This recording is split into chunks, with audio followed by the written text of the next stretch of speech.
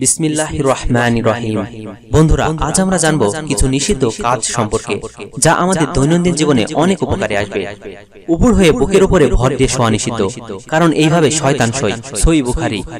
বাম হাতে খাওয়া বা পান করা নিষিদ্ধ, কারণ বাম হাতে শয়তান খায়। রিয়াদুস সালেহিন।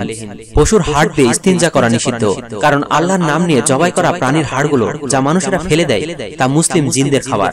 সহিহ বুখারী।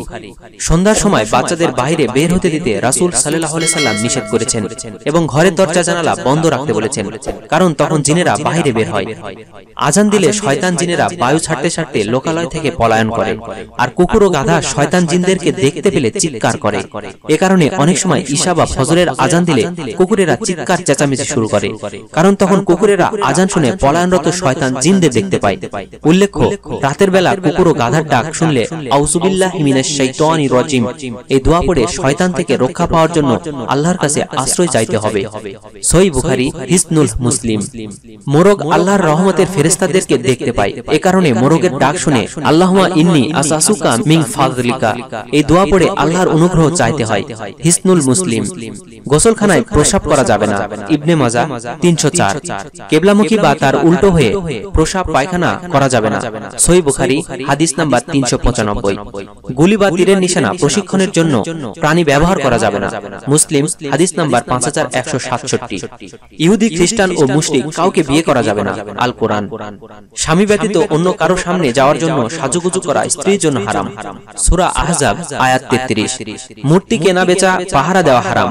সূরা মাইদা আয়াত ৯০। সূরা ইব্রাহিম আয়াত ৩৫। কারো মুখমণ্ডলে আঘাত করা যাবে না। মুসলিম, হাদিস নাম্বার ৬৮২১। কাপড় পরিধান থাকা সত্ত্বেও কারো গোপন অঙ্গের জায়গার দিকে দৃষ্টিপাত করা যাবে না। মুসলিম, হাদিস নাম্বার ৭৯৪। আল্লাহ ব্যতীত কারো নামে কসম করা যাবে না। বাপদাদার নাম, কারো হায়াত, মসজিদ বা কোরআনের নামে কসম করা মাথায় নিয়ে সত্যতা প্রকাশ করা যাবে না। আবু দাউদ, হাদিস নাম্বার ৩২৫০।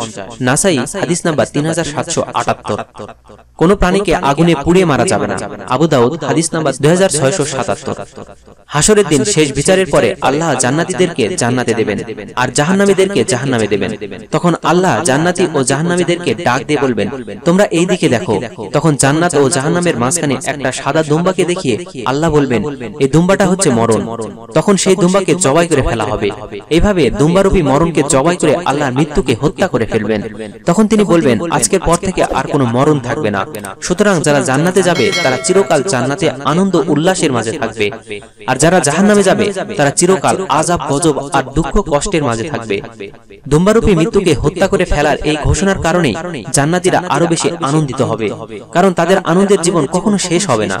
আর এই ঘোষণা জাহান্নামীদের জন্য আরো বড় বিপদ ও দুঃখ নিয়ে আসবে, কারণ জাহান্নামে যতই আগুনে পুড়ুক বা যতই যন্ত্রণাজনক শাস্তি ভোগ করুক, তার ফলে কোনোদিন তারা মরবে না, অনন্তকাল কঠিন শাস্তি ভোগ করতে থাকবে। আল্লাহ আমাদের সবাইকে জাহান্নামের আযাব থেকে রক্ষা করুক, আমিন। তো বন্ধুরা, ভিডিওটি ভালো লাগলে শেয়ার করতে পারো, আর তোমরা যদি এমনই শিক্ষামূলক ইসলামিক ভিডিও পছন্দ করো তাহলে আমাদের চ্যানেলটি এক্ষুনি সাবস্ক্রাইব করো। আবার দেখা হচ্ছে পরবর্তী কোনো ভিডিওতে। ততক্ষণ ভালো থাকো। আল্লাহ হাফেজ।